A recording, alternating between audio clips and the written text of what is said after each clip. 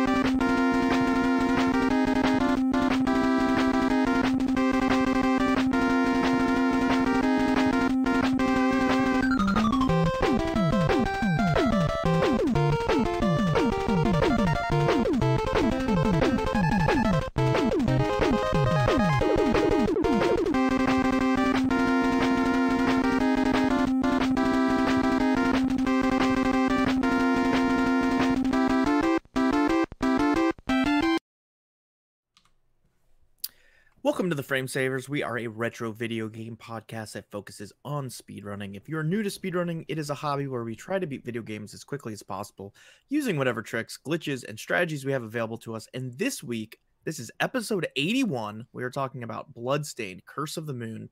It's not retro technically. This is a newer game, but it is basically Castlevania 3, but it's new. It's a new Castlevania 3. The name makes it sound pretty violent. Yeah, it is a dark name. Is this one still family friendly? It sounds like it sounds like a Dark Souls game when you say Bloodstained Curse of the Moon, doesn't it? It sounds like a 3D, like difficult, like horror-based fighting thing. So this is the Dark Souls of Castlevania games. This is the Dark Souls of Bloodstained Curse of the Moon Patreon starter games. Okay, yeah, that all checks out. So if you're here, we are on twitch.tv/theframesavers live. We got this great chat here. What's up, everybody? We're excited to talk about this game. But before we do, how you been, Chet? I've been good. I've been playing a lot of those video games. As you know, anyone who's been following the podcast for maybe the last 10 episodes or so, I've been playing through La Mulana 2. All those are done. I'm 100% committed back to speedrunning.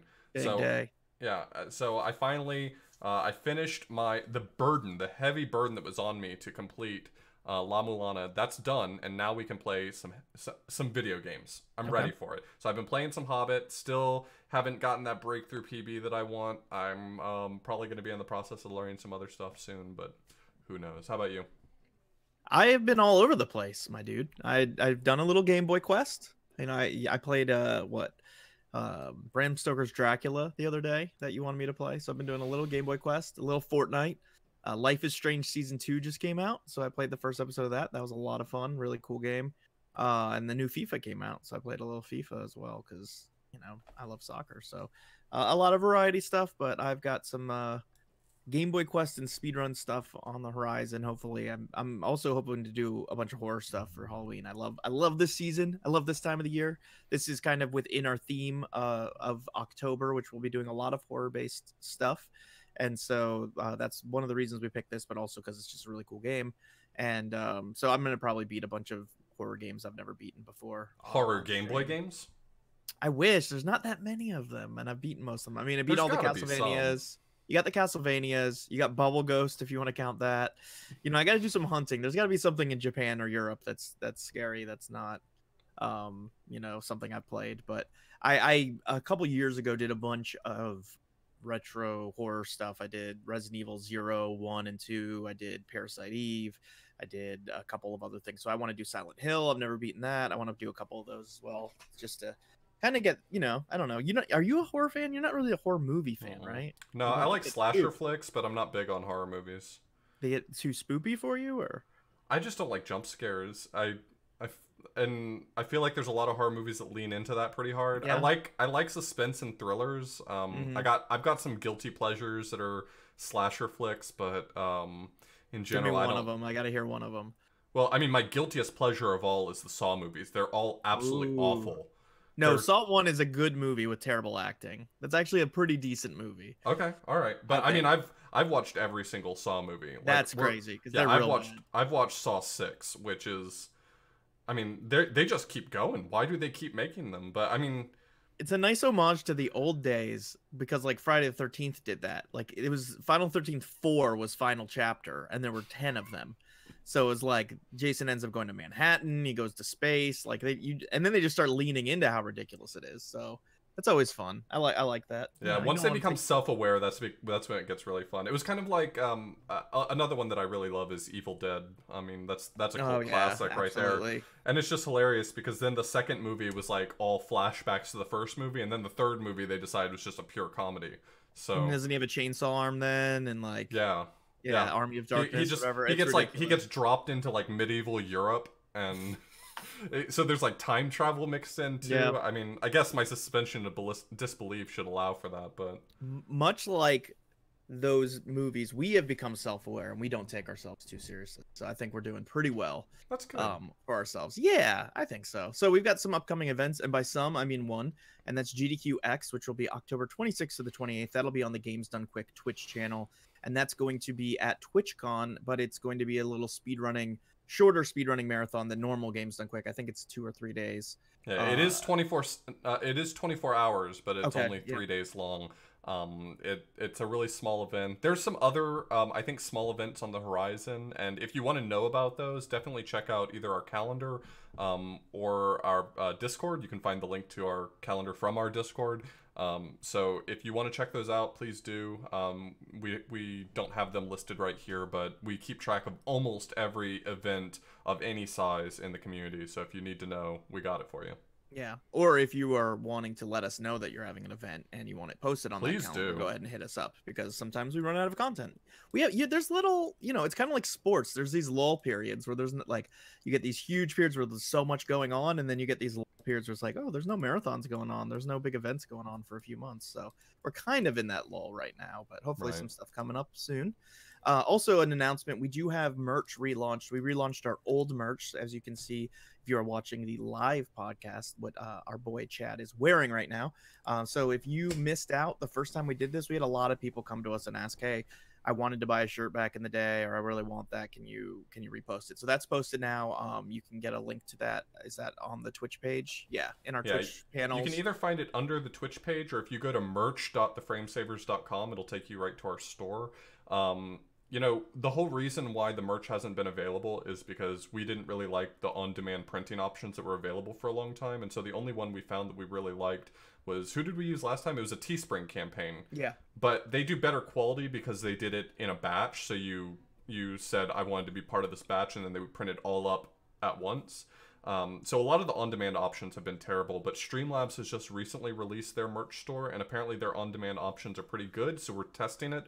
If you get a shirt from us, first off, thank you so much, but also let us know what you think of it, because we're definitely most interested in our merch being as good of quality as it can be. So absolutely. And we have some cool new designs coming in the future, so this is just kind of to give people opportunity to get the shirts that they've seen and wanted to get. But I think we have better shirts coming, I think, but I don't know. We've got some other stuff coming down the... Some people like just the logo, I don't know. My one of my best friends, like, he doesn't even listen to the podcast. He's like, I have to buy the hoodie.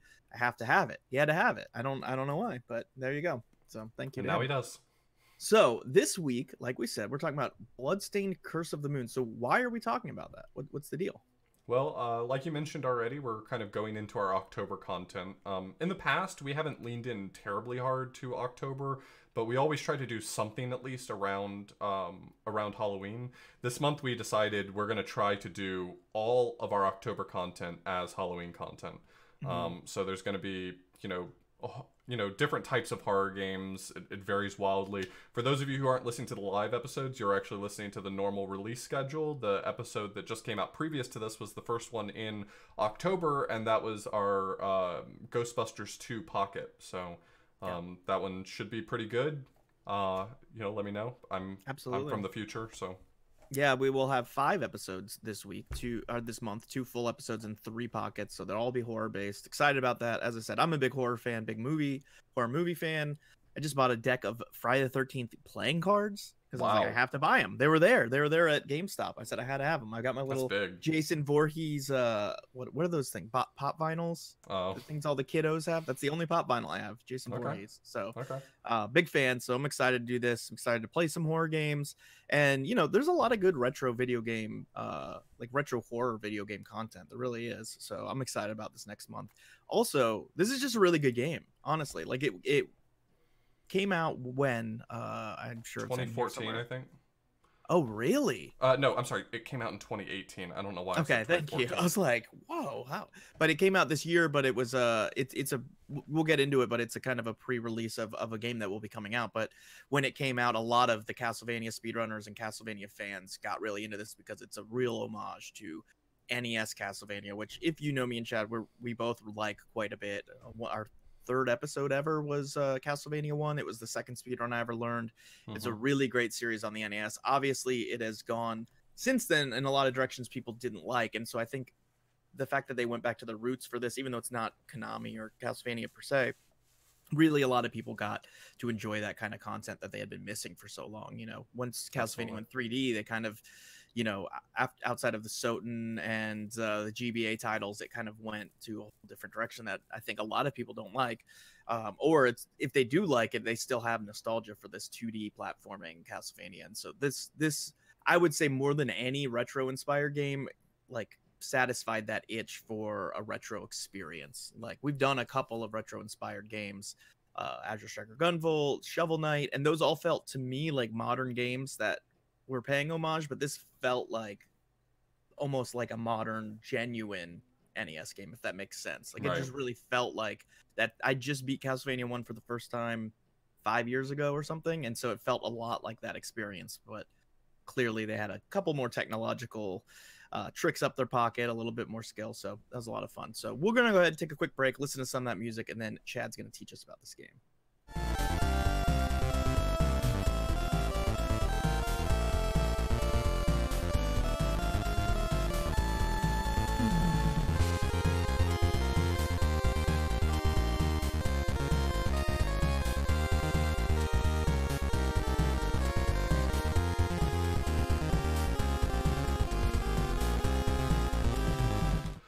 So this is a retro-styled 2D action platformer that pays a lot of homage to Castlevania 3, which has already been mentioned. It's easy to look at a game like this and be like, wow, you really just...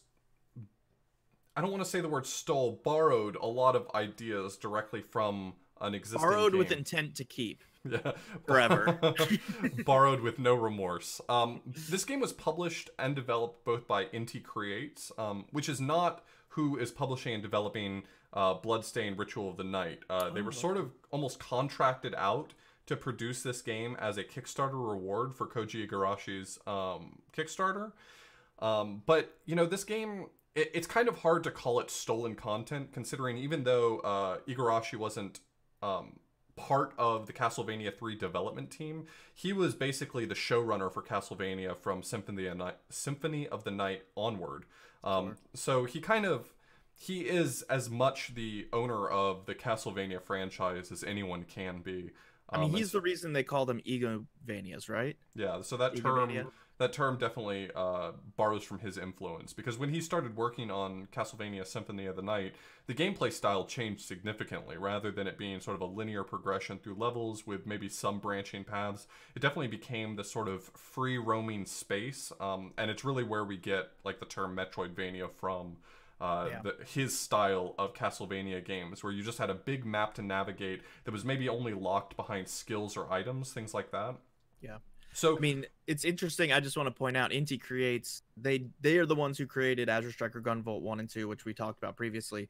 But for that game, they also released a small game that you could play to help promote that was coming out, called Mighty Gunvolt, which was a 2D platformer in kind of the vein of an actual NES Mega Man game. It was very short, shorter than this, and much less, I guess, fleshed out. But again, it's kind of interesting that they have this reputation or this experience creating these games specifically to promote another game, which is a fairly new practice. I mean, back in the day, Yeah. we used to get demos of other games that would help promote, right? But that was You just would like get an early development stage of the Yeah, game. you would get like you would buy Final Fantasy VII, you get a demo for like Xenogears or something, and so then you would try Xenogears for a stage or the first 10 minutes to see if you liked it. But this is like a completely new kind of thing. I feel like I mean I don't know if you can think of any other times in the video game industry where this has been prevalent, but it It's seems definitely pretty new. tied into the whole Kickstarter model, making Yeah, people, giving them sort of a lowball goal initially of what you want to raise, and then say, if we can raise beyond this, then we'll, invite these other people to participate, or we'll yep. produce this sort of content. And sometimes that content is just additional levels or a version for a different console, but sometimes it's like a whole separate game or a new campaign in the existing game or something like that. So Yeah, this is a really cool model. I like it. It's really geared, not intentionally, to the speedrunning community because they generally are making these short, retro, simple games, and those have translated into good speedruns. A lot of people ran Mighty Gunvolt, and a lot of people have run this, and that's really cool. It's like getting a new NES game almost. Absolutely. So while Bloodstained Ritual of the Night is going to be a game much more in the style of Soten, Symphony of the Night, it's going to be, this free-form, more in the style of a Metroidvania. This one definitely borrows much more from the style of CV3 with these branching Absolutely. paths through levels. You have partners that you can take advantage of their abilities, sub-weapons, big bosses, feel larger than life. It really is just in so many ways just a love letter to Castlevania 3, or maybe, even a step past that, maybe saying what could Castlevania 3 have been if it was made on less demanding hardware. Right. Yeah, we haven't gone through the whole NES Castlevania series here on the podcast, but 1 was very, very linear. There were no branching paths. There was nowhere else to go. Castlevania 2 became a whole open world, almost like a Metroidvania, if you will. Like, it was much more puzzle-based and confusing, very vague. But when they went to Castlevania 3, there were branching paths. There were different areas you could go, but ultimately still a linear experience. It's not a Metroid-like experience, but you You could can't go switch. back to a previous world. You could just maybe see different stages. Yeah. Oh, I'm going to go with this character now. I'm going to see a couple new stages, but they're going to meet up eventually. Right. And so this game really borrows off that strongly, but fleshes it out in a lot of ways where different characters can go completely different paths for you. If that character's alive, you can go a completely different path through a level than another. That's a really addition. So we were talking about Igarashi's Kickstarter. He created Castlevania Symphony of the Night in 1997, and when he finally left working for Konami for the Castlevania series, I feel like there was a lot of anxiety about what he was going to do next. But after seeing the financial success of Keiji Inafune's Kickstarter for Mighty Number 9, he decided that he would go off in his own direction, sort of try to recruit people who had worked on his projects in the past and move forward with this new project that he wanted to work on. And so he initially sought $500,000 to produce Bloodstained Ritual of the Night.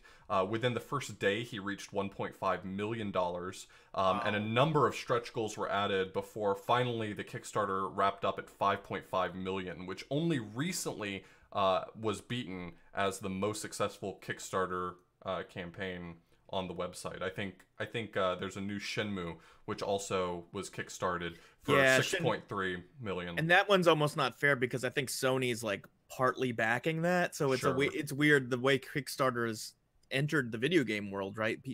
Companies are trying to fund games before they come out. It's a whole different model of making these games. And so now you're getting a little bit hybrid, I think, where Sony's actually supporting getting Shenmue out and like giving some of the money, but then also wants to see the interest is there, so they want to raise a certain amount of money. And it's really hard to decide. We say as a community, you hear so many times people saying, don't pre-order games. Do not pre-order games. You're not doing yourself any favors, especially if it turns out to be a real lemon. You want to wait until you know more about it. Mm-hmm. And so pre-ordering does nobody except for the game creator favors. And now we're sort of moving into this model where we're starting to view the game creation dev team as sort of like allowing them the opportunity to make a labor of love and demonstrating our interest in it by kickstarting the game. And whether or not that is different than pre-ordering a game, there's certainly a different psychological model. You know, pre-ordering a game feels like it's this big studio, they don't need my money in advance, they've got plenty of money, I'll buy it when I know what the game's going to be like. But now we've got this Kickstarter model where everyone says, you know, we want to make this game and here's how much we think we can barely achieve it in. But if you show us more love, you know, if you show us how badly you really want it, then we'll add all these extra features on after the fact. It's 100% what Mega Man 2 would have done if Mega Man 2 existed today, right? We talk about, we've never done an episode on Mega Man 2. We need to eventually, but that was a labor of love for the people who made the Mega Man 1 game, that they said they could keep making the game in their off time, right? Because Capcom didn't think it'd be successful. And so they basically went on a limb and did it themselves. That's what people can do now, though. And it's nice because it keeps you from some of the monotony of, like, you know, AAA titles have to be very safe. They can't take a lot of risks because they need to make sure they get that big amount of money back. Whereas here they can get the money up front and they can say, hey, enough people wanted a retro XYZ or wanted a, you know, re-release of this, so want Shenmue again, so let's do it. So that's really cool. I'm curious, is the Ritual of the Night game going to be a 2D platformer as well, or is this a whole fleshed out 3D game, or what is? So it's the pure Symphony of the Night style. Like it is a two-dimensional game, but maybe with art assets that have a three-dimensional polish to them. Sure. I'm not exactly sure. I've only seen some screenshots of it. I didn't look into it too deeply, but it looks it's like going to be a sequel to Soten eventually, like a spiritual successor to Soten. Right. Wow, cool. Yeah, so I think that there's going to be a lot of people who are really stoked about, I mean, obviously, $5.5 million for Ritual of the Night. I mean, we've been talking about Ritual of the Night this whole time. Let's make that perfectly clear. The game that we're talking about here is Curse of the Moon, which was just a Kickstarter reward. Yeah. All of this love that people are showing for Koji Igarashi, this is love for Ritual of the Night. People are clamoring for Soten. This is not a renewal of the love for the classic Vanias. This is people who are passionate about Symphony of the Night. Yeah. So but this is, I mean, this game is only $10, the Curse of the Moon that we played, and it's a pretty full experience in itself, which is a lot of fun and really cool. I mean, it's a full experience in terms of what an NES game was back in the day, right? Like not in terms of modern standards, but for an NES game, it was probably a little bit longer. I mean, it's definitely longer than Castlevania 1. It's probably comparable to the length of Castlevania 3. And with the replay value mixed in that we'll talk about in a little bit, like this is well beyond the scope of a standard NES game. Absolutely. I saw one reviewer comment on this game. We'll move into the game in just a second, but I saw one reviewer comment on this that this game is really just designed to be an appetizer for Ritual of the Moon, but it turns out to almost be a full course meal on its own, which I think is a pretty good. I think that's a pretty good metaphor for it. You know, there's really no reason for this game to exist other than to get people excited about the creative vision of Ritual of the Night, and yet they managed to produce such a well fleshed out game just for Curse of the Moon. It gives you trust that they know what they're doing. Exactly. And as somebody who has never played Symphony of the Night myself, which is something I should do at some point in my life, this makes me interested in and possibly considering buying the game and playing it when it comes out, you know, because I saw how good of a job they did with this. So I think that would go well. So the plot of Curse of the Moon, again, the rest of what we're talking about is the Curse of the Moon game. A warrior from the east arrives to exterminate a demon threat. Very anti-demon, this plot, by the way. Yeah, it really is. In our stream. If you're pro-demon, I'm very sorry. This does not reflect our views. This is the game. So. We are very neutral on this topic. But a warrior from the east arrives to exterminate a demon threat for the sake of his friends and for the survival of the human race. Sounds like a good cause. But must enlist the help of some unusual allies. So you have these 4 allies, or 3 allies, plus your main character. Your main character is Zengetsu in this game. And then Miriam, who I guess is actually the main character of Ritual of the Night, we found out. She is a girl with the whip, and she is an orphan raised by an alchemist, and she became a host for the alchemist's curse. So she is a cursed person, and she missed the awakening of the demons and may not know her purpose due to a mysterious amnesia. You hate to see that. You really hate to get a mysterious I think the curse was meant to like basically turn her into a demon, but then she goes into this like 10-year coma and she misses like this reawakening event, and so she sort of wakes up, and I think when you meet her in the game, she sort of says something along the lines of, you know, she is technically on the side of the demons, but she's working for you, like she's interested in the same things you are. So that's how that ends up playing out. That's a complicated life right there. That's tough. Really that's a lot of emotional baggage you bring into a relationship right there. So Alfred, also known as, what did you call him? Oh, I was referring to him as Sypha because he's the same. He's the same type of character as Sypha from Castlevania 3. I called him Old Man River. You called him Sypha. Oh, I called him Old Man Bones too. Old Man Bones. That's what it was. So Old Man Bones. He's an alchemist. So I guess not Miriam's father though. There's a lot of alchemy going on. Searching for the Liber Logaeth. Logaeth. Yeah, I don't know how to pronounce any better than you do. A book. This is a book. I've heard of them. They exist in physical form, not just on a Kindle. Became a host for, for the book of the possession of a demon, and he was responsible for the reawakening of the demon. So this reawakening you're talking about, he was responsible for. Yeah. And then we've got Gebel, who's the original host for the Magi crystal curse that summoned the demons to the planet. Gebel was the only one to survive and destroyed the guild of alchemists that created him. Sounds like a group of people that probably wouldn't get very much along, right? Yeah, I think that's probably why they're referred to as unusual allies. Yeah, Miriam's had an alchemist curse. Alfred is an alchemist, and then Gebel brought the demon. I don't know. I don't understand how he's on our side. Why brought the demons? I don't. It got know out either. of hand. Maybe he just yeah, wanted to, I guess so. Gebel's actually the one who has the book that Alfred's looking for. Look, the plot's not very easy to follow, and I challenge you to go on the internet and try to find some detailed information about the plot. Because if you look up information about this game, I mean, we played it and we're piecing together the plot as we understand it. But if you try and find more detailed information on the internet, you can find plenty of people talking about Ritual of the Night, but not very much about Curse of the Moon, I'll tell you that much. Yeah. And Gebel is actually the final boss or the main antagonist of Ritual of what is it now? There's too many words. Ritual of the Night, so that's cool. And so these characters, what's cool about this game, and we'll get into, you know, what we think about the game more in the review, but just to explain, each level you beat in the beginning, the boss that you kill, you'll end up being able to either recruit or finish off. So you can recruit them to be one of your partners, or you can destroy them and gain some powers. And so most people, I think, decide to save them. And so you end up with these additional characters that you can switch between that all have different abilities and different power-ups that they can pick up. So similar to the Castlevania series, you pick up, you know, ammo, it's hearts in Castlevania, it's whatever here, but basically weapon points, things that you can use these abilities with. And each person, Zangetsu, Miriam, Man Bones, and Gebel, all have their own different abilities that are really interesting for the speedrun, but also very interesting for just casual play. It really does force you to switch between several different characters. You're not just like set on the one OP character and keep going. Yeah, no one really feels like they're the very clear overpowered character. There's definitely ones that have more mobility that and more functionality that you'll find yourself using more probably. But there was no instance where I just thought, wow, this character's a total waste. Like, Alfred is a super powerhouse, but he's so low on health and feels clumsy to try to control that you may not focus on using him, but I wouldn't say that he ends up being useless for it. It's balanced well enough, but I think you will find yourself playing with Miriam or Gebel for the most part, and then using Alfred or Zangetsu when you either need their ability or when you're other. So what happens in the game is if your character dies, you can continue on with the other three and not lose your overall life, like your one, you know.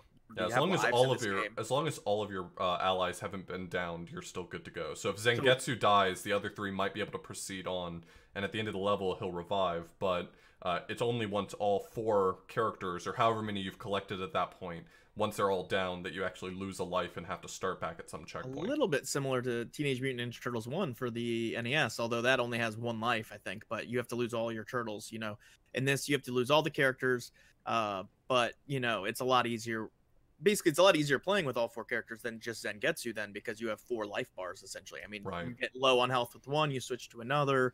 And they have their own unique life bars, too. So if Zangetsu takes damage, Miriam might still be perfectly fine. Absolutely, which I appreciated quite a bit. So do you want to go over some of these weapons? I think that's a big part of the gameplay, really, is the different power-ups that you find. Yeah, so Zangetsu has a sword. He's he definitely is separated more. So if you look at the 4 characters that we have here, you can really start to try to fit them into Castlevania 3's roles. Zangetsu, he has a sword, but he still sort of functions as your standard Trevor Belmont. Trevor? It's not Simon Belmont in the first one. Or in Castlevania 3, it's Trevor, I think right? it's Trevor. Yeah, it's Trevor. I think. And then Miriam has a lot of mobility. She's really just a great character to move around, so she feels a lot like Grant. Alfred is your spellcaster, so that's like Sypha. And then Gebel can transform into a bat, which gives you a lot of playability with that, which is the same as Alucard. So really, there is pretty much an exact translation for each of the characters, if you really think about it. And you can I'm argue sure there which were one's which. discussions happening with development of, okay, well, this, this is why Sypha worked out. Let's get some of those elements to this person. I'm sure that came up. So Zangetsu has a sword, but otherwise he still functions as your standard Trevor. He picks up a number of different, pretty helpful sub-weapons. He has a ball and chain, which is probably the most common one you'll actually see. The ball and chain is always thrown at an upwards diagonal arc. Which is actually really great because a lot of the bosses tend to be hovering above you, and so it gives you a lot of really good sort of combat ability, both for bosses and for There's enemies a large that are flying reach around. as well. That's the thing. Like It's your super long. normal attack is pretty short. Even with the whip with Miriam, it's not too long, but the ball and chain is a very large chain, I guess. So it goes very far ahead of you. There's also the magic charm, which you sort of throw out at a downward diagonal angle. This charm, and as soon as it hits the ground, it sort of explodes into this purple void that deals constant damage. This is kind of similar to Holy Water. It's a consistent damage in place, and it's really useful against heavy hitter enemies because you are dealing, I think, for like 4 hits, 5 damage apiece, so it stacks pretty well. There's a crescent moon. So which one's the crescent moon? I didn't get Crescent Moon or Charge Slash. Oh, I'm sorry. Crescent Moon and Crescent Moon and Charge Slash are both Zangetsu's abilities. So we'll talk about this in just a second. So the last one is the Demon Essence that Zangetsu gets. So the Demon Essence is an ability that's not an attack. It is a temporary charge up that makes all of your normal attacks do 1 extra damage, which has some limited functionality, but what it does is it makes you more powerful, and you can actually switch to other characters while it's active, and their attacks will also do more damage while it's active. So it can be pretty useful. If you look in the speedrun, it gets used a few times where you're trying to like make your way quickly through enemies that have like 5 health and you deal 4 damage. It just makes it a little easier. But the other 2 abilities that Zangetsu gets are rewards he gets for killing his partner. So if I'm not mistaken, I might be matching them up wrong, but if you kill Miriam instead of recruiting her, you get a double jump ability. If you kill Alfred instead of recruiting him, you get a crescent moon, which I think is his it's when you are jumping, you do sort of this spin attack, if I'm not mistaken.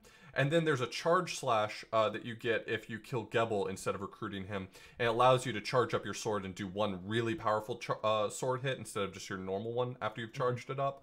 And so Zangetsu actually can become quite powerful, and so this game sort of feels like it requires all 4 characters as you're playing it. You're taking a lot of damage and you want to switch between them and get their abilities, but playing as Zangetsu only is actually pretty okay because you get abilities that mitigate the loss of these other characters. Absolutely. It's tough because a lot of the paths through the levels allow you to make choices that involve using the characters to access them, whether it's Miriam's higher jump or Gebel being able to turn into a bat, other stuff, Alfred being able to freeze stuff. And so if you do Zangetsu only, you're going to be limited in that regard. You're going to have to go the one path that Zangetsu can. But the game is really well designed where it realizes you could at any point be in a situation where one of those characters is dead.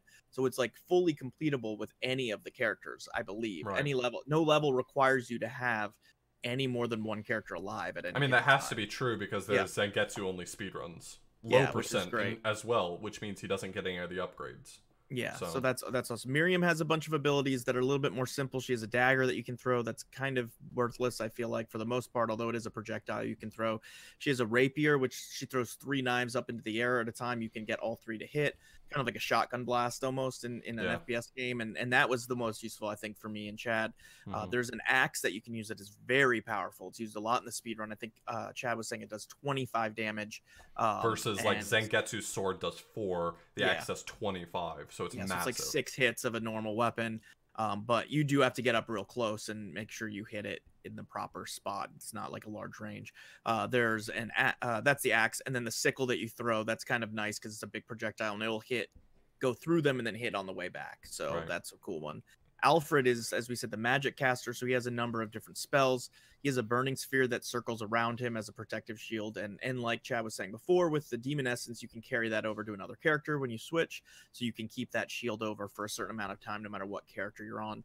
He has something called Frost Caliber, which is a giant kind of arrow, giant sword arrow thing he shoots out of him that will freeze enemies or freeze different things into ice cubes, allowing them to be more vulnerable to attacks.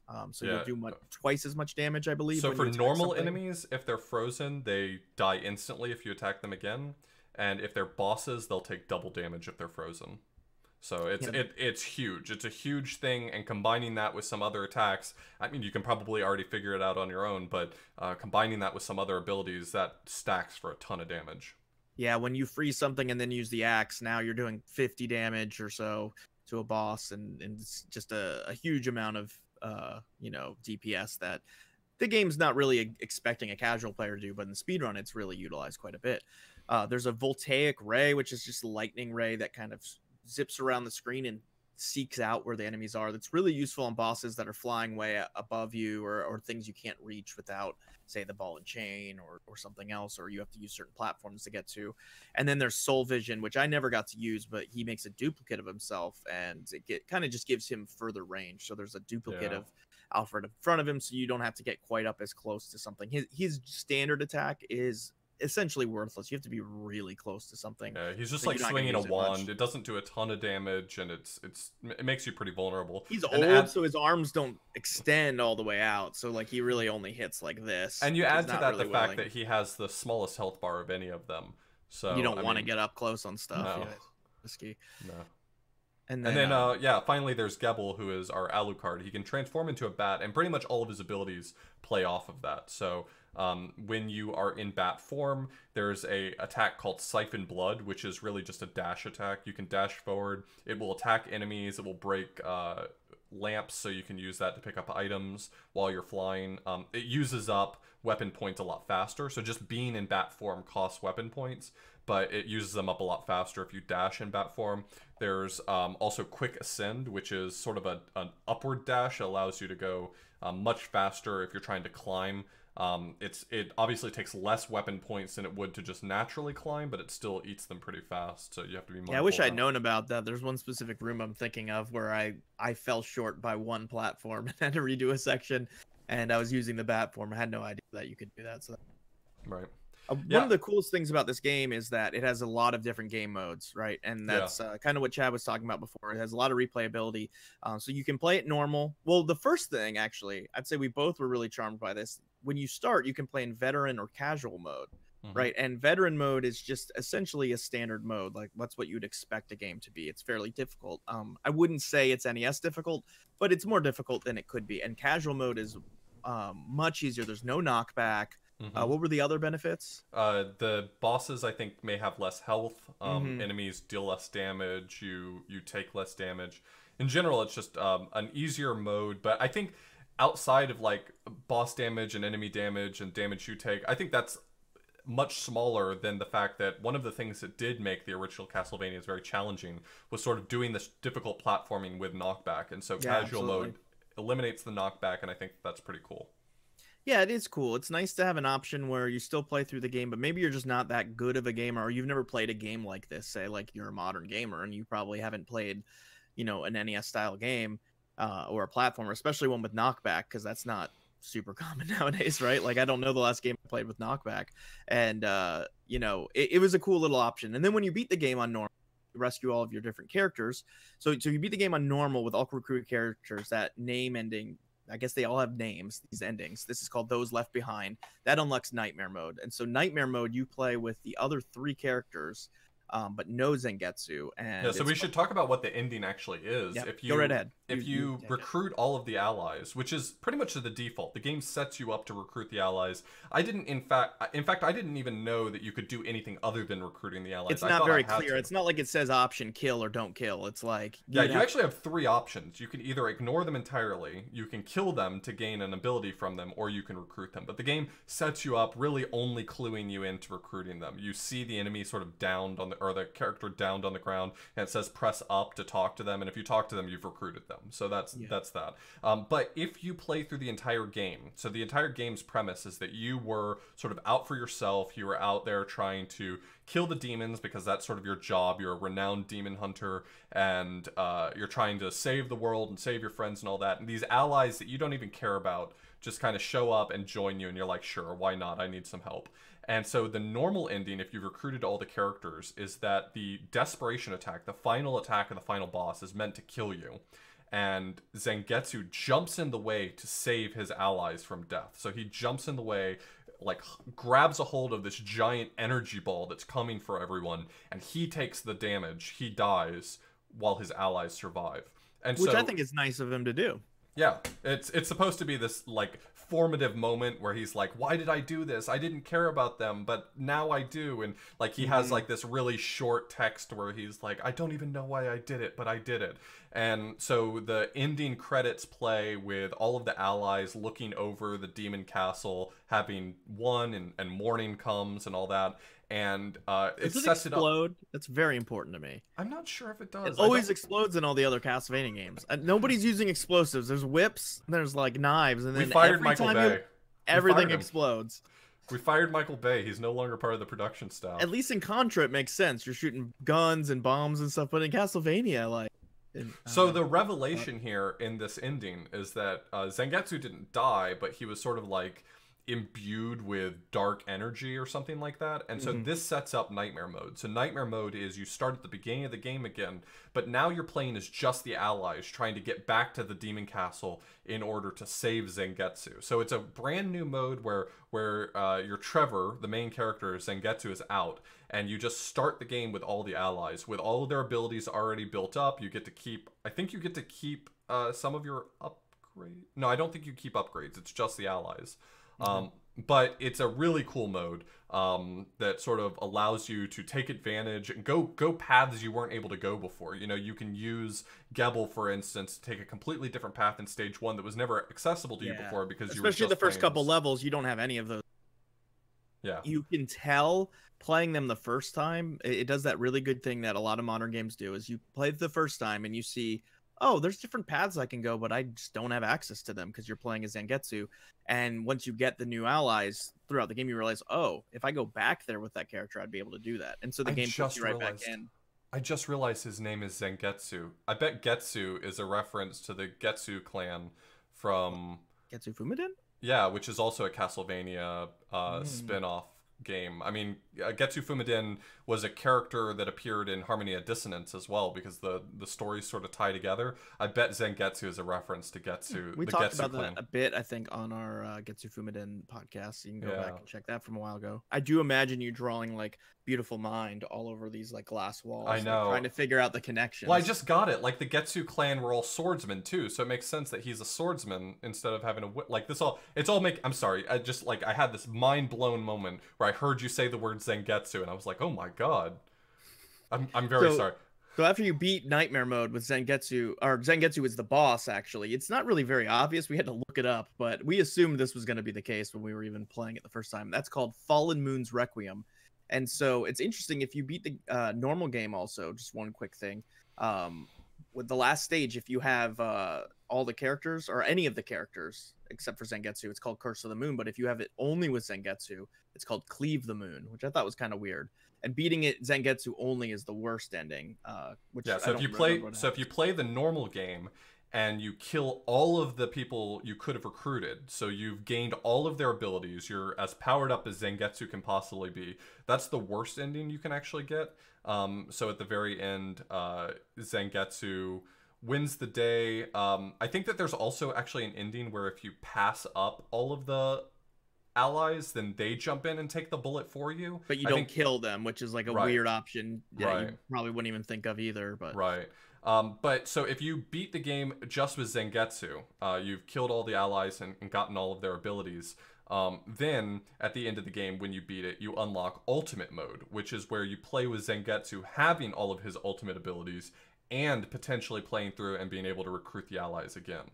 So now you can play with a more powered up Zangetsu and get ally abilities. So it's sort of a marriage of both normal and Nightmare in a way. What is ultimate? Ultimate is where you've beaten the game having killed all of the allies, and so Zangetsu has every single ability he can have, and that unlocks Ultimate mode. And Ultimate mode's just another playthrough, or yeah, it's another playthrough with a more powerful Zangetsu. From the beginning. It's almost like a new game plus in a way. Exactly, it is. It is. Yeah. And this game was fairly well reviewed. I mean, Metacritic gave it an 82. The user score was 8.6 out of 10, which is pretty good. And I mean, I know you read more of the review than me, but it got pretty high praise.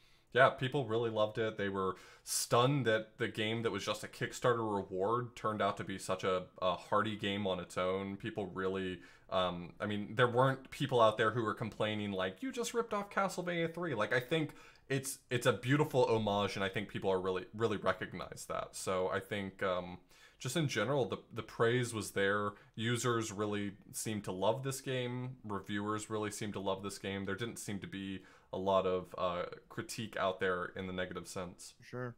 Well, let's go ahead and listen to some music, and then we'll come back and we'll give this game our own praise.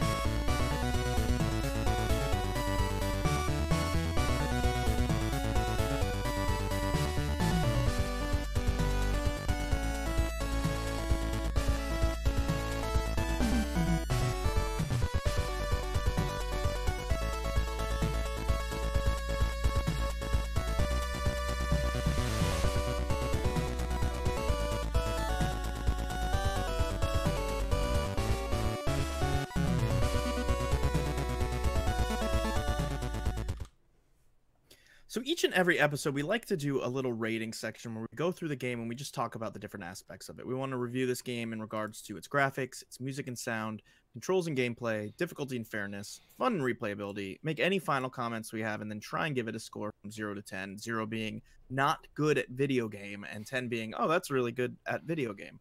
And so this is mostly a casual review, so if you are a casual fan, you know, this section is good for you because we're not really talking about the speedrun or anything yet. But, you know, this is kind of what our casual experience was. We had a fun time. We did a stream. We both played it at the same time. And you know, it was enjoyable. We've gotten to do this a couple times lately with Shovel Knight and something else. Oh, The Hobbit. We did it with The Hobbit as well. And yeah, you and I sat through The Hobbit together. That was pretty cool. Yeah, so it's a lot of fun. So what do you think of this game's graphics? I mean, I love it. It's almost the same discussion we had about Shovel Knight. It's a really fantastic graphical style that seems like it's doing even better paying homage to the original NES graphics. Clearly, there's a lot of things that they do in this game that you couldn't have done on the NES, but still, it doesn't feel like it's such a departure that it would have been impossible. Some of the effects just wouldn't have been possible. Like there's a boss that you fight. We didn't really talk a lot about the bosses. We'll maybe mention a few of them when we get to the speedrun discussion. But the bosses were all fairly unique, and there was one boss where he's sort of flying around on top of a ship's mast. It kind of reminded me of Storm Eagle from Mega Man X. And there's a lot of graphical effects in there that I know you just couldn't pull off on the NES, like the constant rain, the quick color changes. A lot of the stuff that was happening there just wouldn't have worked the same. But in general, I think the graphical style is just really sharp. It feels like it's not trying to outdo, it's trying to actually pay homage to the NES, and it's trying to do what they imagine the NES would have done if it had had a little more capability. Absolutely. There's a couple other things I would note. There's triple parallax scrolling or 3 levels of scrolling, like in one of the earlier stages, stuff that goes over top of you, behind you. There's a lot of that going on that obviously wouldn't have been possible. The giant sections of bees that fly through stuff, I'm sure that the NES just couldn't have handled processing that like visually the way it did. All those little bees that fly through stuff. Were they bees, birds, bats? Are you misremembering Shovel Knight? The scenes with the bees like carving out the walls. Didn't this game have something that like, was that Shovel Knight? Oh, you're there. No, you're right. There is a piece where yeah, that's not Shovel Knight. That is this game, isn't it? Yeah, that's this game. Yeah, that's this game. Oh man, it's all running together for me at this point. Yeah, I was like, I thought I was the one running out of.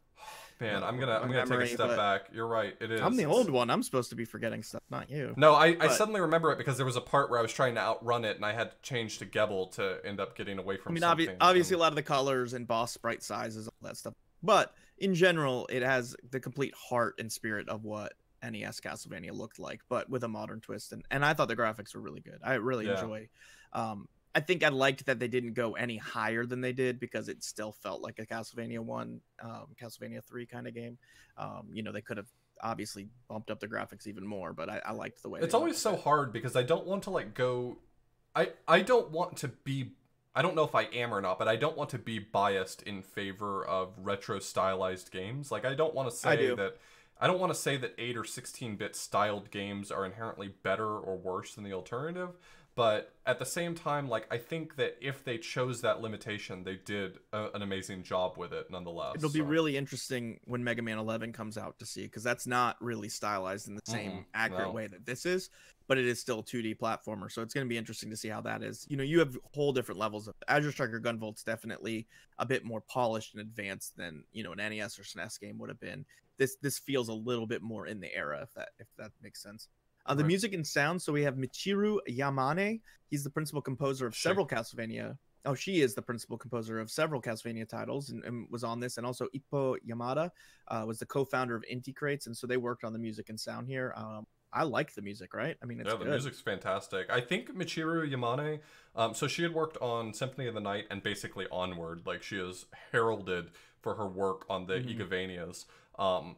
I think her work has been primarily for Ritual of the Night. It's hard to find a lot of good information about that, but I think her work was primarily on Ritual of the Night. And I think Ippo Yamada, his primary work was on Curse of the Moon. So I think what we're hearing here is mostly Yamada's work. But Yamane, you know, she created the at least title theme that I think was translated over for this game. So Probably we did hear some of consulted that. him and Yeah, helped him get it to absolutely. feel like the right kind of fit. And it does feel like an NES Castlevania game in terms of the music. I will say, I think like Shovel Knight had better music in general. This is kind of there were no bangers. There's no Vampire Slayer in this. You know what I mean? Like what is Yeah, it, Vampire Hunter? What that Vampire like? There's Killer. Vampire Killer. There's no like. There's a couple of Castlevania songs from the NES era that are just like Yeah, Bloody Tears.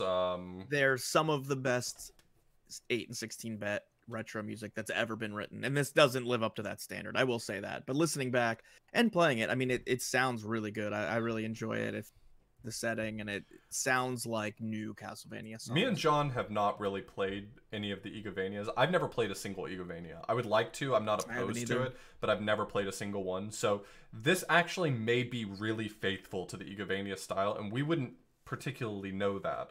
Sure. But nonetheless, given that this is stylized after Castlevania 3, I will say that it is not really the Castlevania 3 style, but it still fits this game really sharply, and it's a great soundtrack nonetheless. Absolutely. In terms of the controls and gameplay, I thought this game I mean, you have to go in knowing that you have fixed jumps and knockback. That's a Castlevania staple, and so if you hate that, then you're not going to like the controls and gameplay. But I'm not going to knock the game for that, because I think ultimately that's part of what makes Castlevania what it is. It's the game design is built around it. The way You gotta have commit to those platform. jumps. You gotta Yeah, commit if you could platform in the same way that you can in a Mario game, for example, it would just be too easy to platform in certain sections. That limitation is built into the gameplay, so I think it's very important. This game actually does some interesting things though. Like it made me start to appreciate that. Like I've always been fairly on record as saying that I don't enjoy the idea of having to commit to a jump in that way. Like I want to have some control always.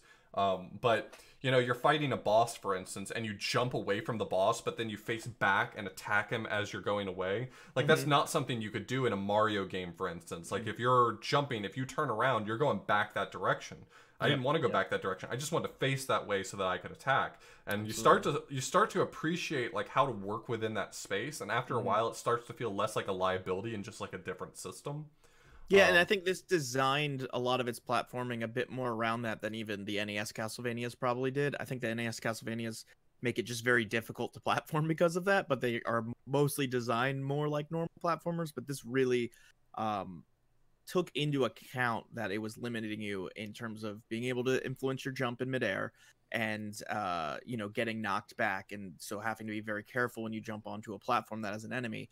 And it felt like it fit together really well. In terms of the gameplay, I really enjoyed switching between the different characters. I think that makes a huge depth to the gameplay that just would not exist if you played Zangetsu only, right? And even if he had, you know, the amalgamation of all of these different abilities, there's something about switching between them and them having different jumps, different speeds, different, you know, you're strategizing as you go through a level. Yeah, there's what a do I real want to do? feeling. There's a real Yeah. feeling to changing between characters. Gebel just feels like he's a completely different thing, and so when I'm deciding how to, you know, how to navigate, how to negotiate like a challenging room, and getting to pick between all these options, and maybe I try one and it doesn't work, so I try a different one the next time, and that's like really fun. It's really fun to sort of face a challenge and say, you know, Miriam's got a pretty cool jump that she can use, but Gebel could fly. I could try that, but I'm low on weapon points, so maybe I'll just, you know, stick to Zangetsu here and not have to risk it. So it's kind of... Yeah, or you'll come up on a branching path, and there's always these skeletons that are pointing to the shortest way, the shortcut way. So that's kind of a nice little gameplay touch to tell you, hey, this is the fastest way. So you might see, oh, this is the fastest way. I need to use, you know, Old Man Bones' ability to freeze this giant fire monster that's blocking the door, or I can't do it. But you know, oh, I don't have him, so now I have to go the long way. Or I do have him, but I need to go get some weapon points. It keeps you constantly thinking about what you have, who you have available, and I think it really varied the gameplay quite a bit. It helps you strategize against bosses and decide how you want to approach those. And ultimately, it took, you know, what Castlevania 3 did, but I think makes it better, right? You can switch to players whenever you want, which is not something, and you know, that would have been very difficult for an NES, but it's a lot like Bucky O'Hare in that sense, where you're switching between the different characters that have different abilities to do different things. I like that a lot. It's probably more similar to Bucky O'Hare, actually, in that sense, because you can switch in level. So you're constantly deciding room by room, enemy by enemy, what you want to do. And the switch, it also permits a lot more interesting level design, because with, for instance, Castlevania 3 had the ability to change on the fly, but you could only have one partner at a time. And so when you chose a partner, they didn't just... You could change on the fly, but that's right. Yeah. You can only do one. You can't switch. You only can have one partner. To Sypha, to Trevor. Right. Yeah. If you meet Grant and you've got Sypha, you have to agree to lose Sypha in order to pick up Grant.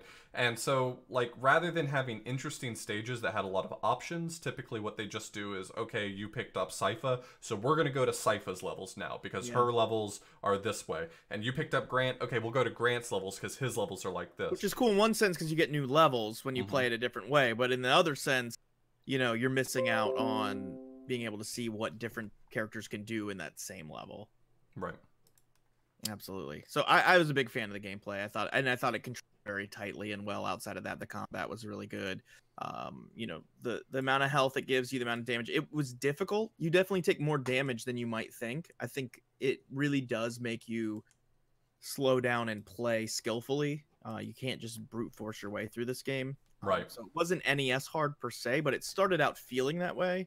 And that's hard to judge for us as games so much. I mean, I've beaten 180 Game Boy games, so I'm used to picking up a game and figuring out how to beat it, right? Yeah, I beat the game in, what, 2 hours? It was 2 or 3 hours for both of us. I think for the average gamer, this would probably take you about 4 hours. There were certainly some things that we breezed through that were probably meant to be more challenging. We're not the greatest gamers out there, but we played enough games that we can make better sense of it than some people. But I would say that this game, and this can transition us into replayability properly, I think what makes this game properly shine is that there feels like once you've beaten the game that there's so much more to do.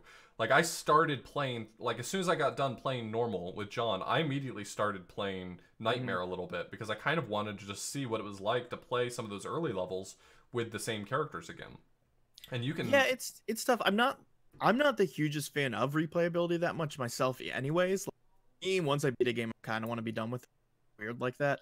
And Shovel Knight, it felt like the game just wanted to pull me back to find collectibles, to find things. But this did feel like it was presenting a kind of new experience, like a new challenge each time. And I really like that. I don't know that I'll go back and actually do it, but I can see why that would be a huge draw. And I think this game does have a lot of replayability. I feel like replayability just in general is a very hard thing to execute properly. You can give me all of the interesting ideas you can muster, but if I just don't want to play anymore, then we're done, right? You can come up with all these neat things like, oh, if you play it again, you can start with all of your upgrades. Or, oh, if we play again, you know, the bosses are a little bit harder. And you can come up with every clever idea you've got. And if I just don't want to play more, I don't want to play more. But this game presented something that felt like a unique enough experience. I was just like, I kind of want to see what that's like playing stage 1, but I've got all 3 of my allies. Like, what's that like? Absolutely. I think that's really good. I mean, games like Mario Odyssey, Breath of the Wild have provided replayability to me because they're so large. They give you so Mhm. much content. But at a certain point, even I'm like, okay, I have enough moons. I'm good to go. But this game is the kind of game I could see picking back up to say, well, if I'm going to play it again, I really enjoyed it. If I'm going to play it again in 6 months or something, I'm probably going to try Nightmare Mode. I'm not just going to beat the standard game again. Right. And so that's cool. That gives you a reason to, oh, maybe I'll go back to that at some point. I really like that. Yeah. So final score, 0 to 10. What do you want me to go first? You want to go first? You can go. I'd say an 8. I mean, it's tough to judge. If you're comparing it to a modern game, like, because it is a modern game, you have to put it in its context. This is like a $10 game that comes to prequel another game. It's not going to take, it doesn't give me 10 hours of gameplay. It doesn't give me, well, maybe it does with all the replay value, but it's not going to take 10 hours to beat. It's 8 levels, maybe something like that. So, but it's really well done. I had a really good time, and it felt like the exact right length. I wasn't tired of playing it. I wasn't left being like, oh, I wish there was so much more. I feel like it wasn't complete enough, I guess. Yeah. So I would say an 8. I mean, it was really, really solid. Yeah, I think I would have been happier if it was a little more difficult. I think the lack of difficulty. I think that still this is a 4-hour game if you're not quite as adept. And I think that if it had been hard enough for the casual play to be 6 to 8 hours, then that would have been cool.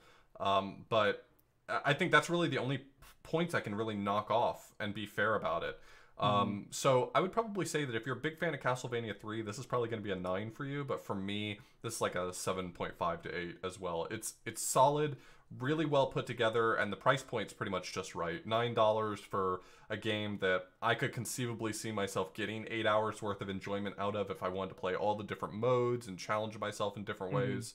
But besides that, I want to go higher. Like, I want to say, wow, this is just so polished and great, but I feel like the difficulty holds it back a lot. It's tough because price does come into account for these ratings a bit, I feel like, and that's not something we have to deal with for retro games, right? We're not like Castlevania 3 cost, the Three Stooges cost $40, then it looks a lot worse, right? It's already looking bad enough if you paid $5 for it. So for this, like, if I had paid $20 for it, I'd be pretty disappointed. Man, imagine Bible Adventures. If we had added in there that the only way to get it was to make a phone call, like, I won't make a phone call for anyone. So, like, we're out, right? Yeah, I mean, I think if I paid $20 for this, I would have been a bit more down on it, I guess, just in terms of it was so short.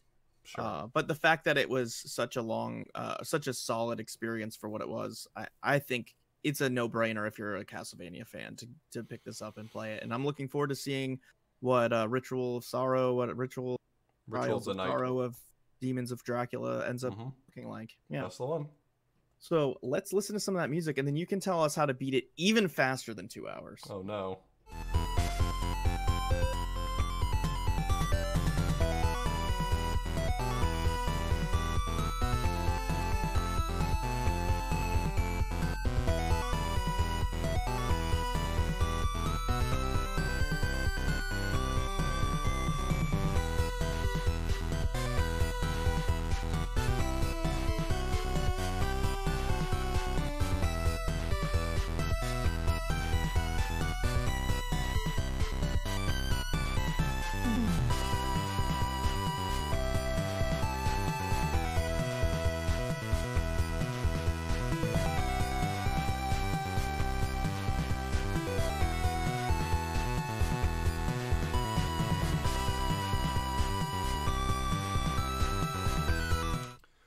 So one of the things that really benefits us when we're talking about the speedrun is if a game is really replayable, because typically having a lot of replayability lends itself to having a lot of categories. So let's talk a little bit about the categories for this game. So there's a standard any % category, just beating the game as quickly as possible. And all of the categories we're going to talk about probably have a normal mode, an ultimate mode, and a nightmare mode, and they probably have a breakdown for both veteran and casual. The leaderboard contains pretty much all of that. We're not going to focus on all of it. We're not going to be talking about the times for all of it because I don't want to list off 50 times. But I will mention, at least for any %, which are certainly the most competitive categories, there is a nightmare veteran. So nightmare mode veteran is the fastest category, and it's in 21 minutes and 33 seconds by Laxus. The ultimate veteran is in 22 minutes and 41 seconds by Strizer86, and some of these other leaderboards actually make use of the in-game timer to time the leaderboard. So for ultimate veteran, it's 15:49 in-game time. And then finally, the slowest category of the any % are the normal veteran, So normal veteran is in 26:15 by Laxus, with a 19-minute and 40-second in-game time. So that's the basic category. Just get from beginning to end as quickly as possible. All of these are in veteran mode, which means that you do have the normal, or maybe if you want to view it as increased damage from bosses, damage to bosses, damage to yourself, things like that. Also knockback, which doesn't exist in casual. I will say that veteran does seem to be the more competitive way of running the game. The casual runs, each leaderboard is considerably shorter than any of the veteran ones, so most people are running this in the more difficult setting, of course. Right. There's also a no out of bounds category. So that's the same category except for you can go out of bounds, and we'll talk a little bit about what that actually looks like. There's a Zangetsu only mode, which obviously only makes sense for normal and ultimate mode, because in Nightmare mode, Zangetsu isn't even there. So Zangetsu only works for normal and ultimate, and you're allowed to kill the allies as you see them or skip them, whatever makes the most sense in that context. But you're not allowed to have any of the allies. Then there's a low percent, which is normal mode only. That's the only way you can play it. You're not allowed to get any of the allies or take any of their upgrades, so you just have to skip them entirely. But you are allowed to use sub-weapons, so that's sort of surprises me a little bit. I would think that you would just have to do, because Castlevania runs have typically done like a whip-only category where you don't use those. So it's interesting that they don't have that for low percent. It's clearly beatable that way, right? I mean, yeah, I would imagine it'd have to be.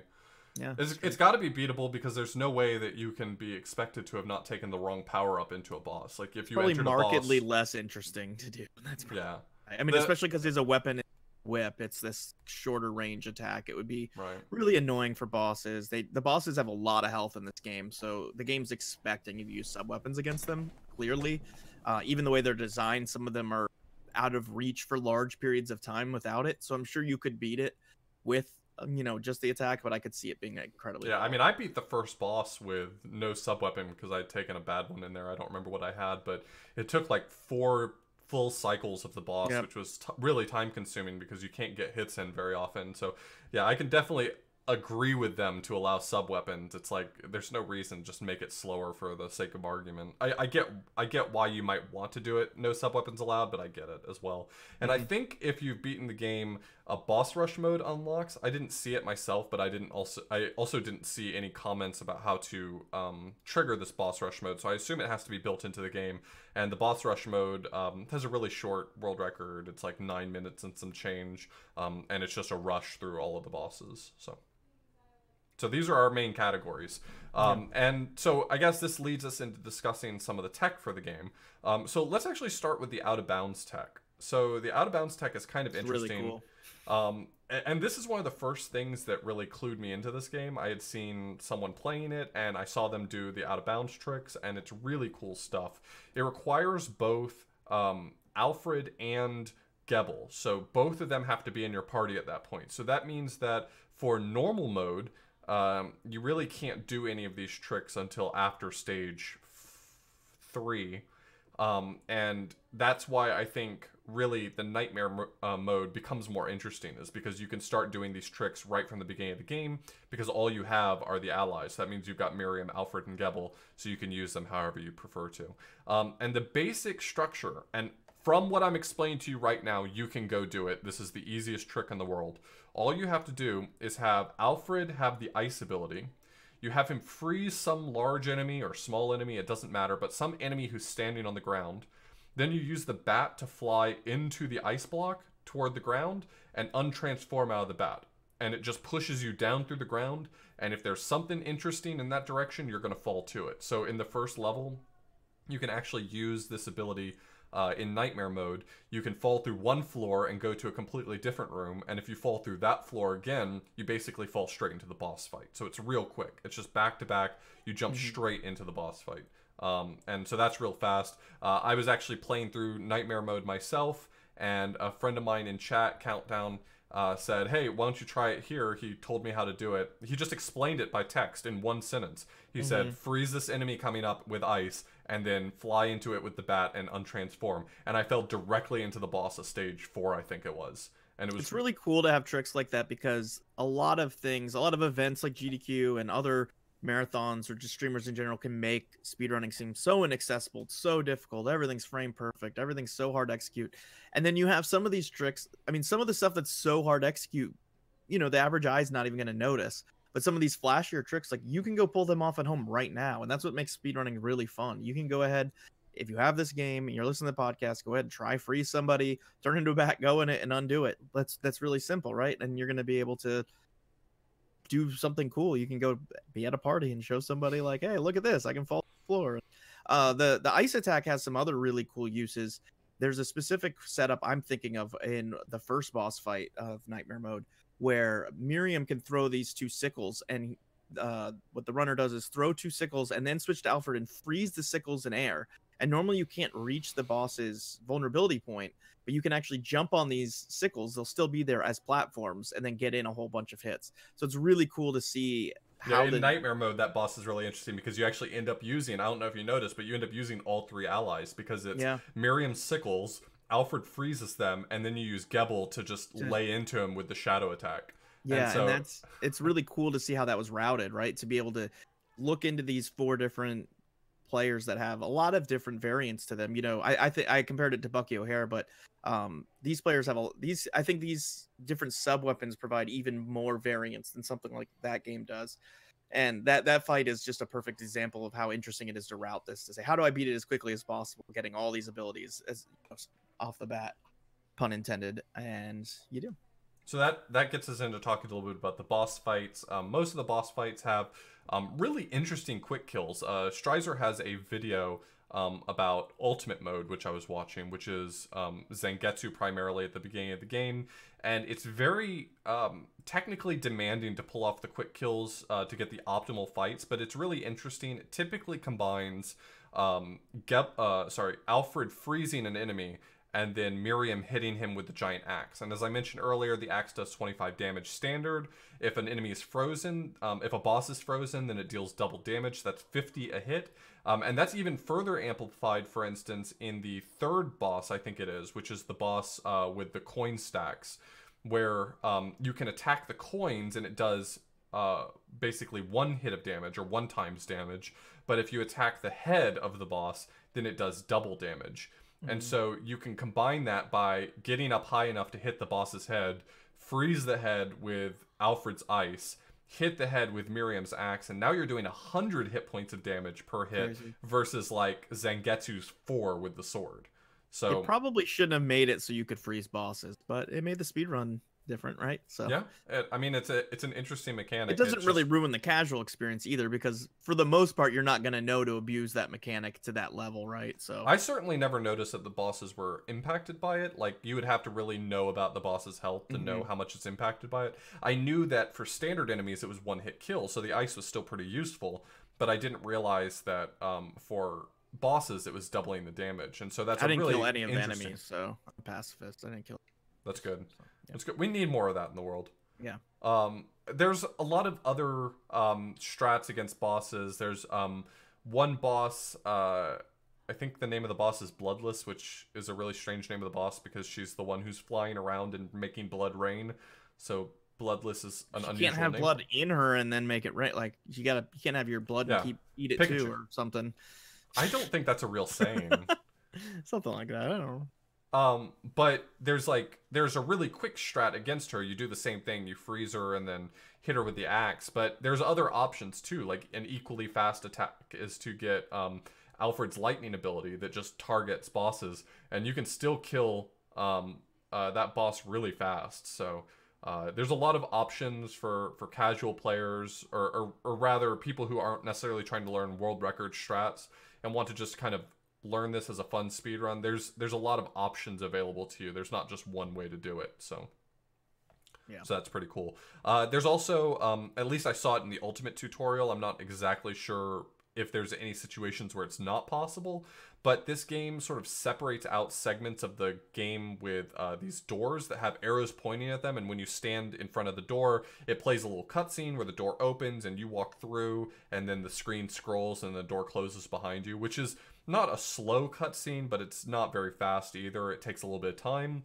and so speedrunners discovered that if you use Miriam's high jump to jump basically like right above the door line and then transform characters, you can kind of walk through the wall and skip the cutscene entirely. And so they use that to skip the door transitions. And then beyond that, it becomes basic movement. So, for instance, if you're playing Ultimate Mode, Zangetsu has a double jump. You use that for a lot of really interesting movement. You have Miriam's high jump. You have Gebel's ability to fly, which gives you interesting movement. And then also, if you're playing on Veteran, obviously you have the knockback, which you can abuse. You can use that to either boost yourself forward, or even just take some damage and use the iframes to walk through enemies if you want to. Yeah, the game is really nice in terms of the fact that none of the particular allies have huge movement advantages in terms of, oh, this one's just much faster than the other. So we have to just switch to this character for most of the speed run. I think a lot of games like this turn into that, where you have one faster character, say Toad, and I mean, you can't switch between them in Mario 2, but say Toad, where he picks up something and runs way faster. And so the whole game gets broken and focused on, we need this character to get this item so they can go fast. That's not how this game ends up being. And I think that's really nice because it does implement all of the different strengths and weaknesses of these different characters. I thought initially, oh, hey, Miriam can slide. That's usually a big technique in Mega Man games and stuff. You want to slide, but her slide slows down so much at the end and like takes a while to get back up that it's no faster than running. Yeah, knowing this was made by Igarashi, and thinking of like all of the interesting movement tech there is in like Soten and other Igavanias, I was certain that like that slide was going to be really abusable, and it's just not. Yeah, it's kind of like the Aladdin game you routed, right? It's kind of nice to be like, oh, okay, it's not going to be sliding every single game. Yeah. And I like that. You know, it's cool that we find that kind of tech, and that's nice. And for some games, it can make games interesting. But I really like that it didn't nerf any of the characters because of that. Basically, all of these characters are used fairly commonly in the speedrun. Maybe Zangetsu the least, if anything. But for the most part, the other three are used quite a bit. Except for maybe in Ultimate Mode, because he gets that double jump. Which does give him a lot more mobility than any other character. So it kind of changes between categories too. So if you really enjoy controlling Zangetsu, the combination of his charge sword and his double jump make him one of the best fits for Ultimate Mode. But then if you play Nightmare Mode, it's going to be probably primarily Miriam because she has a really long range, or switching over to Gebel because he can fly. And then in normal mode, it's probably mostly Miriam but some Gebel as well. So absolutely. And like lastly, just there's a lot of damage boost standard tech game, and a lot of using the mechanic of getting knocked back to maybe boost yourself forward by turning around in midair, or just allowing yourself to take damage to get past an enemy that would take long to kill. There's not a huge, I'm gonna say there's not a huge amount of that, but since enemies do a decent amount of health damage in this game compared to a lot of video games, I think it's nice that there's not just every enemy you're damage boosting through or whatever. It's definitely a more pick and choose your spots kind of routing, and I appreciate that. So it ends up to be a pretty balanced speed run, but also a very straightforward speed run. Outside of the one big glitch, it's mostly just execution, right? Killing bosses in faster cycles, and being able to platform and maneuver through the levels the way you should. There's a little bit of RNG with some enemies and bosses, it seems like, but it doesn't sound like anything too significant that, you know, makes or breaks the. So I would say this is a pretty cool speed game. It definitely saw a ton of attention when the game first released. There were a bunch of like Castlevania fans who very clearly had backed Ritual of the Night. They were all getting their hands on Curse of the Moon as the backer reward, and people were going crazy over it. I saw Scavenger running it, and I saw Jaguar King running it, and there's a bunch of people who have sort of just taken it further and further as time has gone on. But it was very popular for a while. There's a lot of really cool guides for it on speedrun.com. A lot of people know a lot about it, so if you're looking for a game to get into, this game plays really well. It's got neat tricks and probably isn't too hard to pick up. I think I remember Countdown saying that he just sort of picked it up for fun and got like a sub 30 or something like that in the game. So it seems like one of those games that if you're just looking for something fun, maybe to kill a week, you're like, this week I want to work on something new. I mean, you know, this game seems like it might be a good fit. You know, pick it up, check it out, see what happens. Absolutely. And we just recently learned this will be in GDQ, AGDQ 2019. So if you decide to play it or something, then you can keep an eye out for it and see the speedrun there. So it's always nice to be able to kind of play one of the newer games before you see it at GDQ. I'm going to probably try and do that for Octopath Traveler at some point, but we'll see. So anyways, we're going to take a quick break, and then we can answer your live Q&A.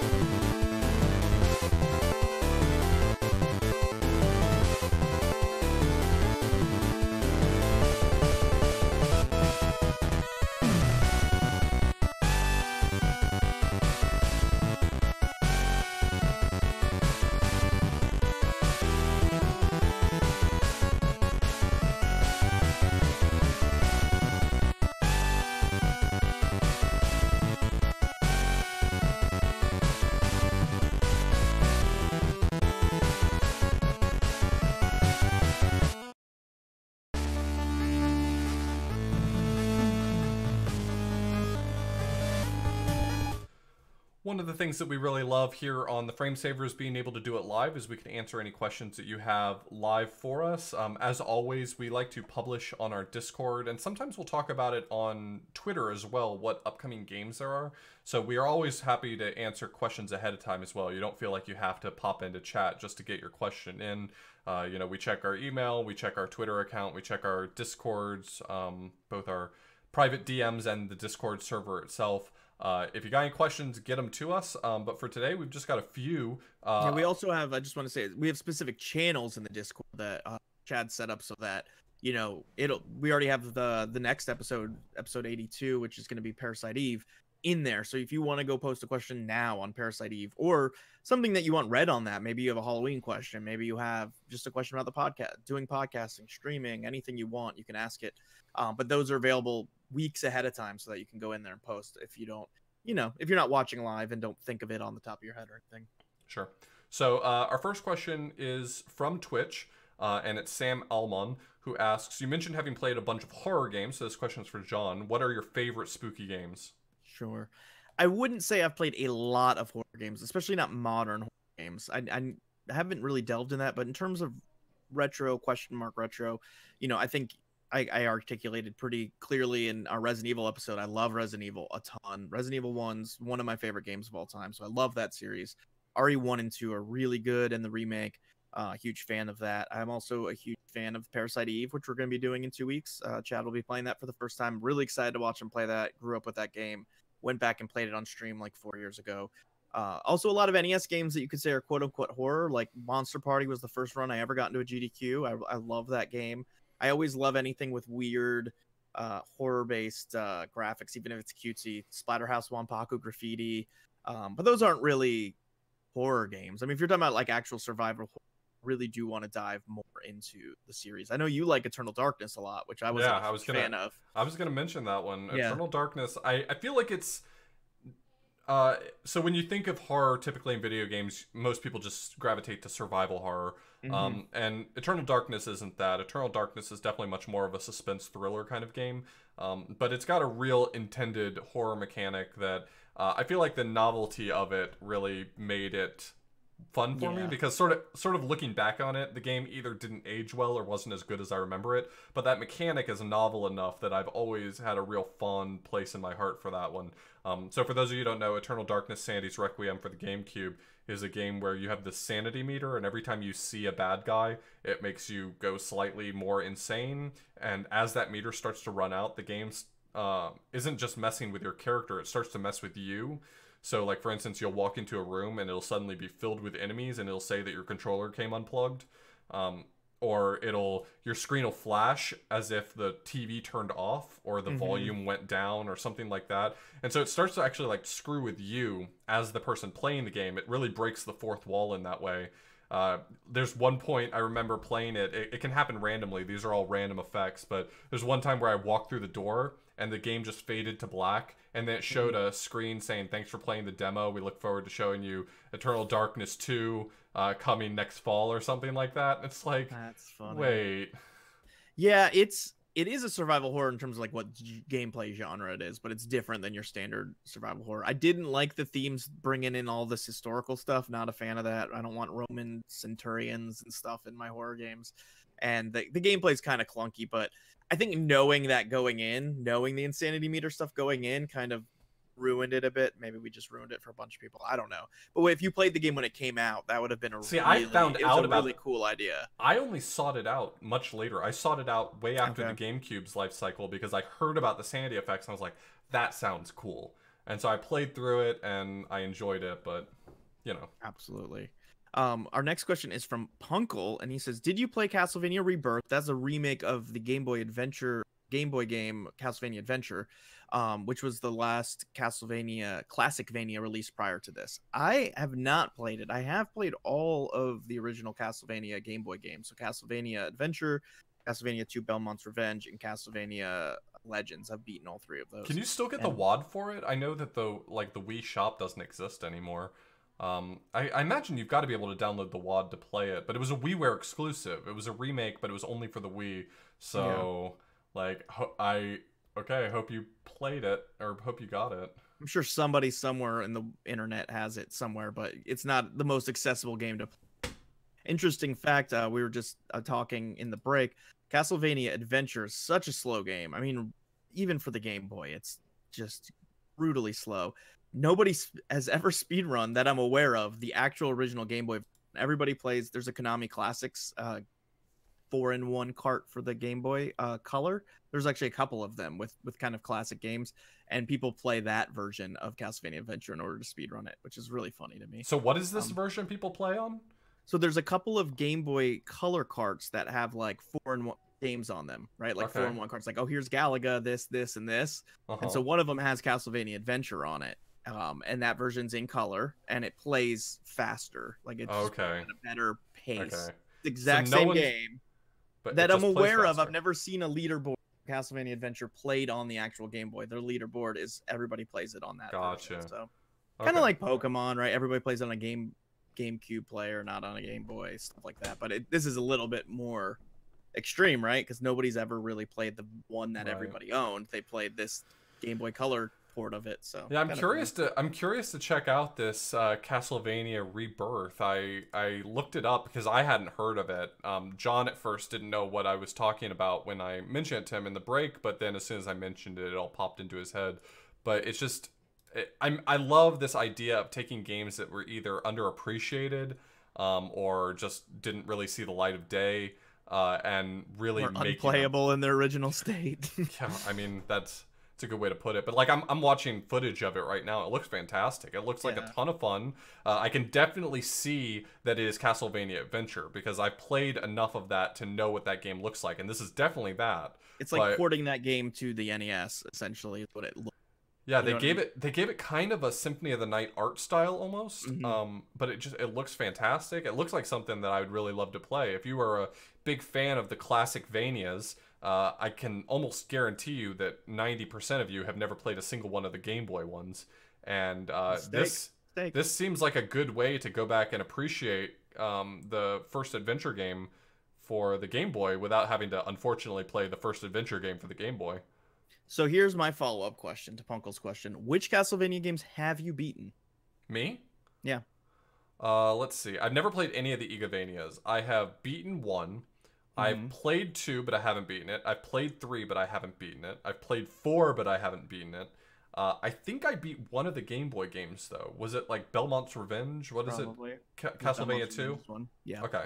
I think I've beaten that one. If I'm not mistaken, I've beaten that one. But I've actually beaten really few Castlevania games. Yeah, I love them. Me too. I mean, I've beaten 1. It was the second speedrun I ever did. I've beaten 2 with a guide. I never have played 3, which is interesting. If I have, it's been for like less than 5 minutes. I don't think I've ever played 4, and I own it. But I've beaten all the Game Boy ones because I do Game Boy quests, and if I can choose between playing Castlevania Adventure and playing, like anything else, like NFL Football 95, I'm going to be choosing that. So I got rid of all the good games early. But yeah, they're a lot of fun. I think the Castlevania Game Boy games, especially Belmont's Revenge and Legends, are very underrated. Oh, Dracula X is the other one. I actually really enjoyed Dracula X, though. I have beaten it. I beat it because I was learning the speed run. I never actually did any runs, but I learned it. I don't get the hate for that game. I get the hate if you're a big fan of Rondo of Blood, because for those of you who don't know, Dracula X is basically like a it's like the SNES version of Rondo of Blood, if you want to think of it that way. It's very similar in style. They borrowed a lot of ideas between them, I guess. I don't know exactly their relationship, but something like that. If you like Rondo of Blood, you probably hate Dracula X because it's maybe not as good. But I played through it and really actually enjoyed it. There's a lot of great movement in the game. It feels like a really fun, classic Vania style game, but just with better movement.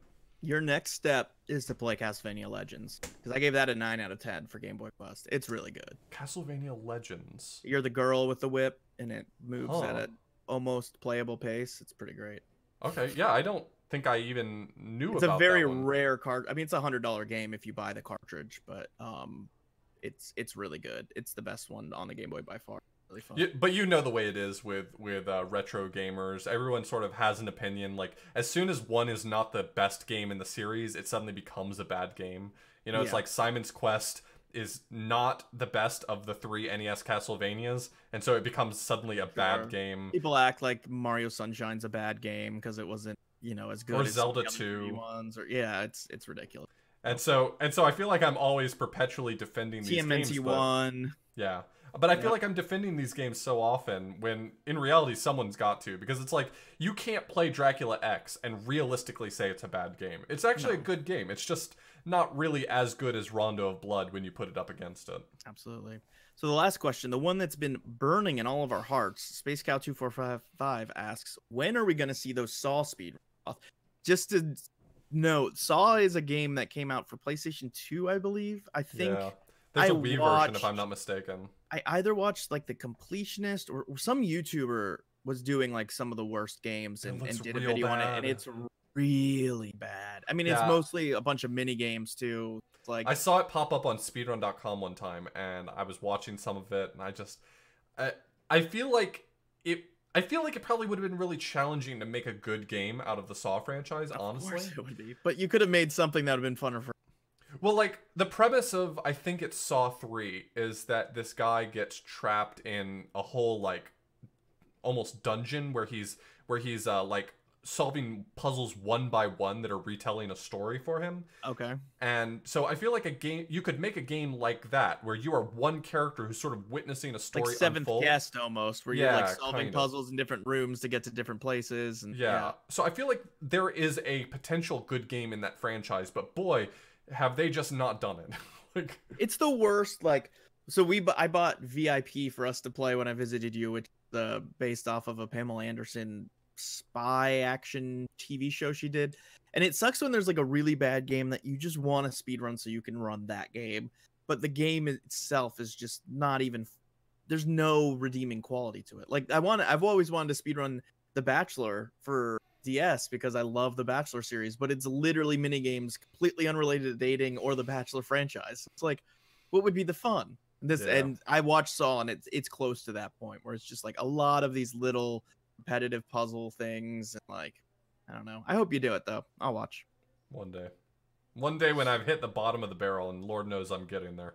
So if they do want to see you run Saw at some point, which I'll pressure you to do, where would they find you? But they don't want to. They think they want to, but they don't want to watch true. that happen. And then you've got the 10-person stream, and so I'll tell you the answer is nowhere. Don't go anywhere to try to watch me play Saw. What if they want to see The Hobbit? Okay, twitch.tv/author_blues. You can find my YouTube content at youtube.com/author_blues. I tend to put a lot of casual playthroughs on YouTube now these days as well. So if you're interested in that, check out my YouTube. And also on Twitter, I say some dumb stuff, but probably less dumb stuff than usual. Twitter.com/author_blues. Nice. Thank you for giving us the full URL. I really appreciate it. Twitter.com/author_blues. Do I do HTTPS or HTTP or? Well, it depends on whether or not you want your info stolen. Definitely enable SSL. There's no good reason not to in 2018. How about you, John? Where can they find you? Please give me the full URL of every website I should check out. You can find me on Twitter and Twitch at being John Carls. You can find me on YouTube as John1. I also do a lot of casual playthroughs of my stuff there, my speedruns, and also my... He's got all of his Game Boy Quest stuff. I have hundreds of videos there, all with 8 to 10 plays on them. It's definitely worth all the time I take to... I love watching John's Game Boy Quest. I might be, one of the few, but I love John's Game Boy Quest stuff, and more people should watch it because there's a ton of cool stuff in that library that he is showing off that there's not even really like very many long plays of to even be able to see. Some of them none. So it's kind of fun. I'm not saying you should go watch his tennis video, which has thousands and hundreds of thousands of watch hours on it for some reason. One person that watches it like 10 hours. But you should definitely... I'm starting to think that what happened is someone like turned the video on with looping enabled and then died, and they still haven't found him. And there's one person in South Korea that's watched the video like 100 hours. It's Yeah. crazy. And it's The video's not you 100 can look up hours the long. analytics for just that one video. It's like 6 hours, just tennis. So, anyways, Oh my God. if you're looking for our content, you can find us at theframesavers.com. That'll have links to our Discord, our Twitter. Does it have links to our merch? I don't know. We should probably add that if it doesn't. The merch link is on our new website already. I just haven't distributed it. So spoilers. So, yeah. thank you so much if you have supported us. So you can find us at patreon.com/theframesavers. There's a link on our website. We have 4 $25 a month patrons we want to give a shout out to and thank. We've got Tina Hacks, Mr. Pizak, PZAK, Kip with 2 P's, and Drex, DDRREEXX. All 4 of them are streamers. Give them a follow. They all do retro type content, a lot of speedrunning, some casual variety content. Really great streamers that we all are friends with and love. You can also support us by subscribing to the channel on our Twitch page. We have emotes there. And support us either way. You can find our Twitter. That's where we post, when episodes go live, just different stuff we're working on. And also our Discord is a really great place to hang out and be able to chat with us, post Q&A, find out what's coming up next. Post Q&A. Like yeah. Thanks to Warp World. They're buddies of ours. You can find them at podcast.world. They do a lot of gaming news, Twitch, and streaming related news. And also thanks to Brian Morgenthaler for producing the podcast. You can find him at BMorgs TV on Twitter and Twitch. He edits this and makes it sound good. And to Space Cow 2455 for helping out with the Q&A. Any last thoughts, my dude?